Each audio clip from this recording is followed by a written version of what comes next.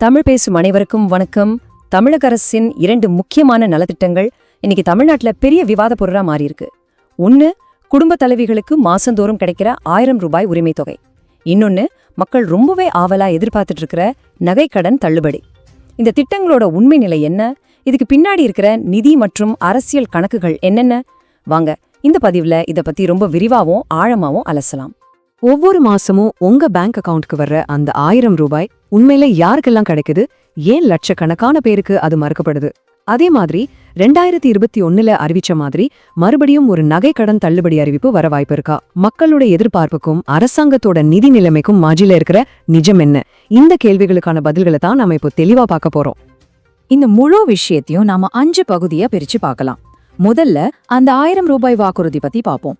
அடுத்து அந்த திட்டத்தோட நிதி ஆதாரங்கள் மற்றும் அதை சுத்தி இருக்கிற சர்ச்சைகள். மூணாவதா நகைக்கடன் தள்ளுபடி தொடர்பான எதிர்பார்ப்புகள். நாலாவதா அந்த தள்ளுபடி நிஜமாவே சாத்தியமா? கடைசியா இந்த திட்டங்களால தனிப்பட்ட முறையில உங்களுக்கு என்ன தெரிய வரணுங்கிறத பத்தி விளக்கமா பார்க்கலாம். சரி, வாங்க முதல் பகுதிக்குள்ள போகலாம். கலைஞர் மகளிர் உரிமை தொகை திட்டம் ஒரு தேர்தல் வாக்குறுதியா கொடுக்கப்பட்டு இப்போ செயல்பாட்டுல இருக்கிற இந்த திட்டம் தமிழ்நாடோட சமூக பொருளாதாரத்துல ஒரு முக்கியமான தாக்கத்தை ஏற்படுத்தியிருக்கு. இதோட உண்மையான நோக்கம்தான் என்ன? ரொம்ப எளிமையா சொல்லணும்னா, கலைஞர் மகளிர் உரிமை தொகை திட்டம்ங்கிறது தகுதியான குடும்ப தலைவிகளை தேர்ந்தெடுத்து அவங்களோட பேங்க் அக்கவுண்ட்ல அரசாங்கம் மாசம் 1000 ரூபாய நேரடியா டெபாசிட் பண்ற ஒரு நல்ல திட்டம். பெண்களோட வாழ்வாதாரத்தை மேம்படுத்தணும், அவங்களோட வறுமையை குறைக்கணுங்கிறது தான் இந்த திட்டத்தோட முக்கிய நோக்கமா சொல்லப்படுது. அரசாங்க தரப்புல இருந்து பார்க்கும்போது இந்த திட்டத்தால கிடைக்கிற நன்மைகள் ஏராளம்னு சொல்றாங்க. இந்த 1000 ரூபாய் ஒரு பெண்ணோட கைக்கு கிடைக்கும் போது அது வெறும் பணமா மட்டும் பார்க்கப்படல. அது அவங்க குழந்தைகளோட படிப்பு செலவுக்கோ வீட்டுல இருக்கிற வயசானவங்களோட மருந்து மாத்திரை செலவுக்கோ பயன்படுது. சின்ன சின்ன அன்றாட தேவைகளுக்கு கூட கணவரையோ மத்தவங்களையோ சார்ந்திருக்கிற நிலையே இது மாத்துதுன்னு சொல்லப்படுது. பணம் நேரடியா பெண்களோட அக்கவுண்ட்ல கிரெடிட் ஆகுறதால குடும்பத்தோட நிதி சம்பந்தமான முடிவுகள்ல அவங்களோட பங்கும் சுயமரியாதையும் அதிகரிக்குது. இது மட்டும் இல்லாம இந்த பணம் கிராமப்புறங்கள்ல செலவழிக்கப்படும் போது அது அந்த பகுதியோட பொருளாதார வளர்ச்சிக்கும் உதவுது. எந்த ஒரு திட்டத்துக்கு எவ்வளோ நன்மைகள் இருக்கோ அதே அளவுக்கு அது மேல சில விமர்சனங்களும் எழத்தான் செய்யும். அந்த வகையில மகளிர் உரிமை தொகை திட்டமும் தப்பல்ல. குறிப்பா இந்த திட்டத்துக்கான பணத்தை அரசாங்கம் எங்கெந்து எடுக்குதுங்கிறத பத்தின குற்றச்சாட்டுகள் இப்போ பெரிய சர்ச்சைகளை கிளப்பியிருக்கு. ஆமா, இந்த திட்டத்தை செயல்படுத்துறதுல அரசாங்கம் சந்திக்கிற ஒரு பெரிய குற்றச்சாட்டு இதுதான். திட்டத்தோட நோக்கம் பாராட்டுக்குரியதா இருந்தாலும் அதுக்கு தேவையான நிதிய அரசாங்கம் கையாண்ட விதம் கடுமையான விமர்சனங்களுக்கு உள்ளாகியிருக்கு. இந்த நிதி ஆதாரம் தொடர்பான சர்ச்சை தான் இப்போ விவாதத்தோட மையப்புள்ளியா இருக்கு.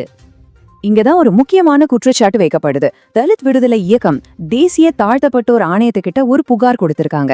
அதுல திமுக அரசு பட்டியல் சாதியினர் மற்றும் பழங்குடியின மக்களோட வளர்ச்சிக்காக மட்டுமே ஒதுக்கப்பட்ட சிறப்பு கூறு திட்ட நிதியை, அதாவது ஸ்பெஷல் காம்பனன்ட் பிளான் ஃபண்டு, மகளிர் உரிமை தொகை மாதிரி ஒரு பொதுவான திட்டத்துக்கு மடைமாற்றம் செஞ்சிருக்காங்க அப்படின்னு சொல்லியிருக்காங்க. ஒரு குறிப்பிட்ட சமூகத்துக்காக ஒதுக்கப்பட்ட நிதியை பொதுவான திட்டத்துக்கு பயன்படுத்துறது சட்டப்படி சரியான ஒரு பெரிய கேள்வி போய் எழுந்திருக்கு. இந்த நிதி ஆதாரம் குறித்த சர்ச்சை ஒரு பக்கம்னா, கொடுத்த வாக்குறுதிக்கும் நடைமுறைக்கும் இடையே இருக்கிற பெரிய இடைவெளி தான் இன்னொரு முக்கியமான விமர்சனம். தேர்தல் சமயத்துல எல்லா குடும்ப தலைவிகளுக்கும் மாசம் 1000 ரூபாய் தருவோன்னு தான் வாக்குறுதி கொடுத்தாங்க. ஆனா திட்டம் செயல்பாட்டுக்கு வந்தப்போ ரொம்ப கடுமையான நிபந்தனைகள் விதிக்கப்பட்டுச்சு.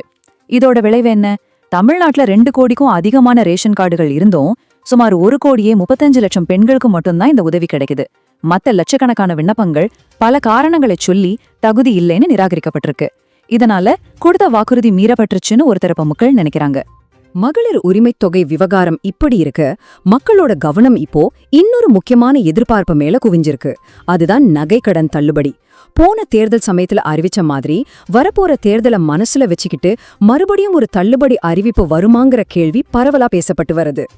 2021 சட்டமன்ற தேர்தல்ல திமுகவோட முக்கிய வாக்குறுதிகள்ல ஒண்ணு, கூட்டுறவு வங்கிகள்ல 5 சவரன் வரைக்கும் வைக்கப்பட்ட நகைக்கடன்கள் தள்ளுபடி செய்யப்படுங்கிறது. அந்த வாக்குறுதி நிறைவேற்றப்பட்டதால அதே மாதிரி ஒரு அறிவிப்பு மறுபடியும் வரும்னு மக்கள் நம்புறாங்க. இந்த நம்பிக்கையில கடந்த சில மாசமா ஏகப்பட்ட மக்கள் கூட்டுறவு வங்கிகள்ல நகைகள் அடகு வைக்கிறதும் அதிகரிச்சிருக்கு. தேர்தல் முடிஞ்சதும் நம்ம கடன் தள்ளுபடி ஆயிடும்னு ஒரு பெரிய எதிர்பார்ப்பு நிலவிட்டு இருக்கு. மக்களோட எதிர்பார்ப்பு இந்த மாதிரி ரொம்ப உயர்வா இருக்கு. ஆனா மாநிலத்தோட நிதி நிலைமை என்ன சொல்லுது? மறுபடியும் ஒரு பெரிய கடன் தள்ளுபடி செய்யறதுக்கு நிஜமாவே சாத்தியம் இருக்கா? இதுக்கு பின்னாடி இருக்கிற பொருளாதார உண்மைகளும் சவால்களையும் நாம இப்போ கொஞ்சம் ஆழமா பார்க்கலாம். முதல்ல போன தடவை என்ன நடந்துச்சுன்னு பார்க்கலாம். 2021ல நகைக்கடன் தள்ளுபடி செஞ்சப்போ அரசாங்கத்துக்கான மொத்த செலவு சுமார் 6000 கோடி ரூபாய். இது மூலமா தகுதியுள்ள 14.5 லட்சம் மக்கள் பயனடைஞ்சாங்க. இந்த நம்பரை நல்லா ஞாபகம் வச்சுக்கோங்க. ஏன்னா இப்போ இருக்கிற நிலைமையை இதோட ஒப்பிட்டு பார்த்தாதான் முழு படமும் நமக்கு தெரியும். ஆனா இன்னைக்கு நிலைமையில அதே மாதிரி ஒரு தள்ளுபடியா அரசாங்கம் அறிவிச்சா அதுக்கு ஆகக்கூடிய செலவு கிட்டத்தட்ட 25,000 கோடி ரூபாயை தாண்டோன்னு கணக்கிடப்படுது. யோசிச்சு பாருங்க, இது போன தடவையை விட 4 மடங்குக்கும் அதிகமான ஒரு பிரம்மாண்டமான தொகை.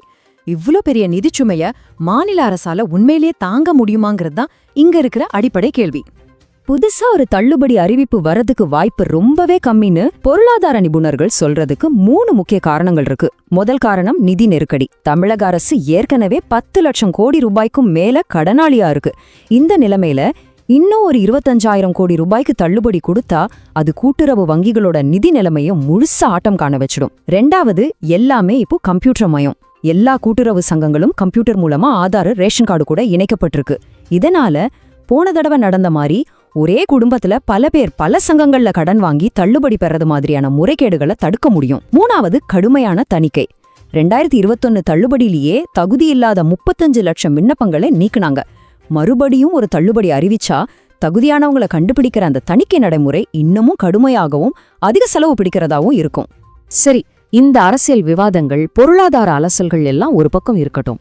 ஒரு சாதாரண குடிமகனா நீங்க மகளிர் உரிமை தொகை திட்டத்துக்கு விண்ணப்பிக்கணும்னு நினைச்சீங்கன்னா அதுக்கான தகுதிகள் என்ன, அதுக்கு என்னென்ன டாக்குமெண்ட்ஸ் எல்லாம் தேவைங்கிறத இப்போ நாம தெளிவாவும் நிதானமாவும் பார்க்கலாம்.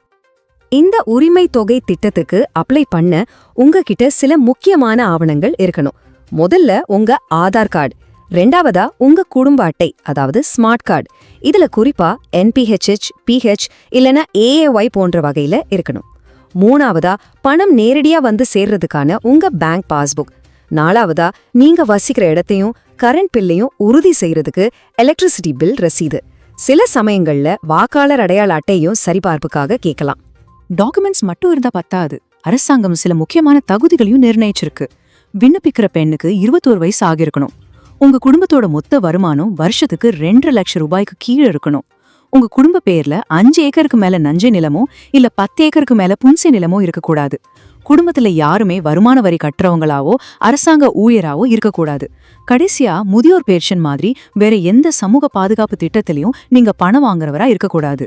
இந்த மாதிரி கடுமையான நிபந்தனைகள் இருக்கிறதால தான் விண்ணப்பிச்ச பல லட்சம் பேர் தகுதி இல்லாதவங்கன்னு நிராகரிக்கப்பட்டாங்க.